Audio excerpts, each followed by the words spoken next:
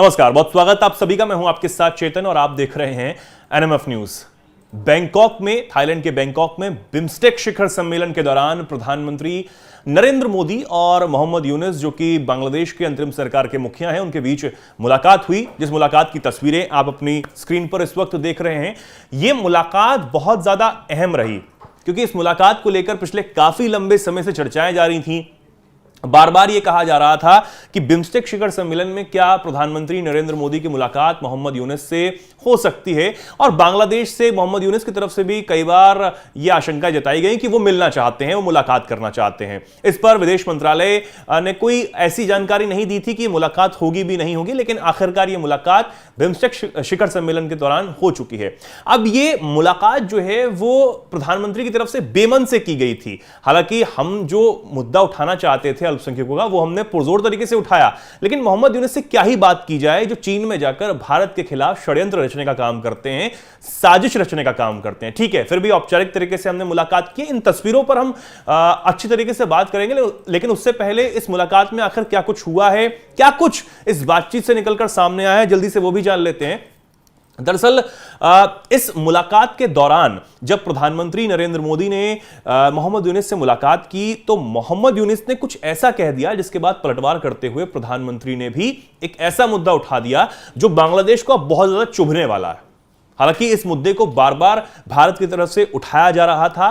मुद्दा है बांग्लादेश में हो रहे अल्पसंख्यकों पर अत्याचार का, जिनमें हिंदू मुख्यतः शामिल हैं।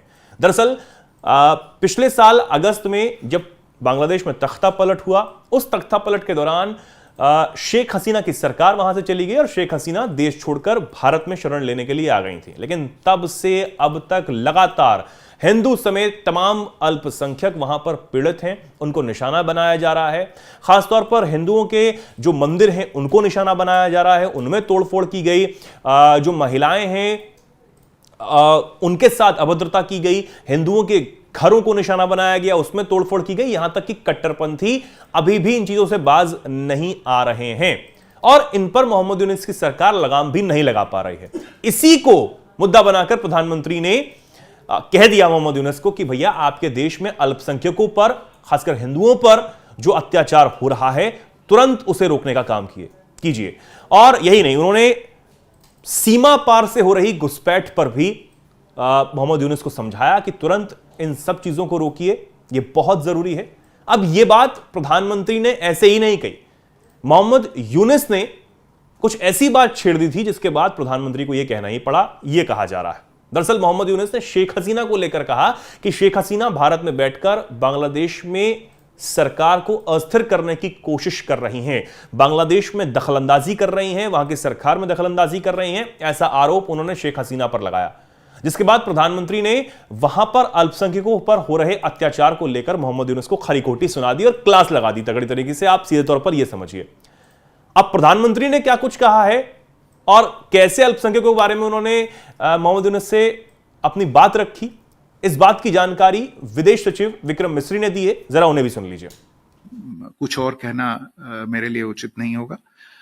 माइनॉरिटीज की, अल्पसंख्यकों की जो वहां पे हालत है और इस विषय को लेके बातचीत में जो दोनों लीडर्स के बीच में हुई, जैसा मैंने अपने रिमार्क्स में कहा, प्रधानमंत्री जी ने इस मुद्दे को खुल के सामने रखा।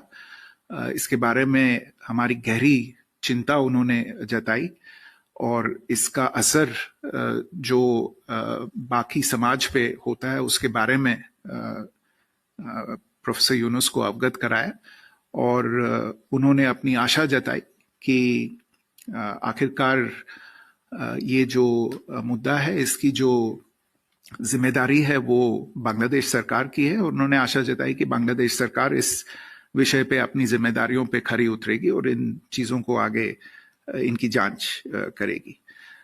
जहां तक चुनाव का सवाल है, देखिए, तो सुना आपने विक्रम मिस्री को, उन्होंने बताया कि कैसे प्रधानमंत्री ने वहां पर अल्पसंख्यकों पर हो रहे अत्याचार के मुद्दे को मोहम्मद यूनुस के सामने उठाया है।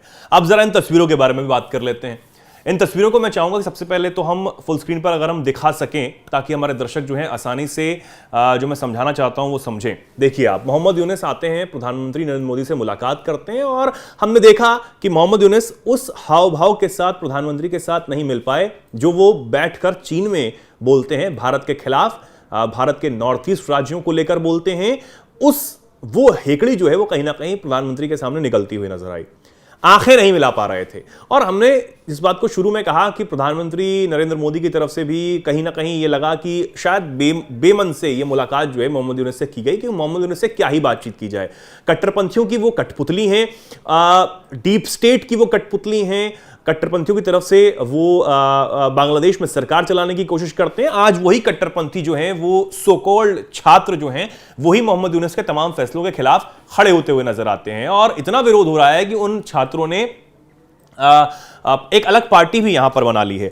अब बांग्लादेश में मोहम्मद यूनुस की जमीन भी खिसक रही है, इससे कोई इनकार नहीं कर सकता। लेकिन यहां पर जब प्रधानमंत्री के सामने मोहम्मद यूनुस आते हैं और उनसे मुलाकात करते हैं तो एक कॉन्फिडेंस उनमें नजर नहीं आता है कि वो क्या ही बात करेंगे, क्या ही बोलेंगे। शेख हसीना को लेकर उन्होंने बोलना चाहा तो फटाक से उनको जवाब मिल गया कि भैया अल्पसंख्यकों को आप जो सता रहे हैं, वहां पर सताया जा रहा है कट्टरपंथियों की तरफ से, उसे तुरंत रोकिए, उसे बंद करिए। तो यह कह दिया गया भारत की तरफ से। इस बात की जानकारी भी विदेश मंत्रालय ने दे दी है कि भाई प्रधानमंत्री ने आखिर क्या कहा है और कैसे अल्पसंख्यकों का मुद्दा जो है वो बांग्लादेश के सामने उठा दिया है।